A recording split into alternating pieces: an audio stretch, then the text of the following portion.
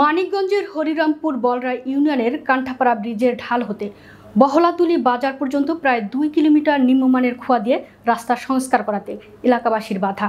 প্রশাসনের নেই কোনো কার্যকর পদক্ষেপ।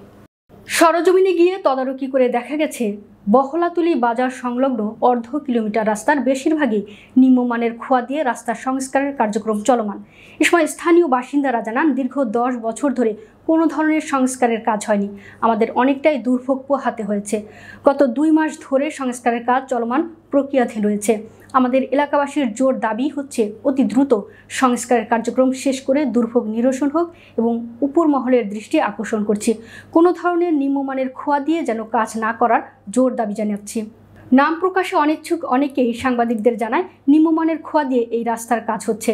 একাধিকবার বাধা দেওয়ার পরেও এখন পর্যন্ত কোনো কার্যকর পদক্ষেপ নেয়নি উপর মহল।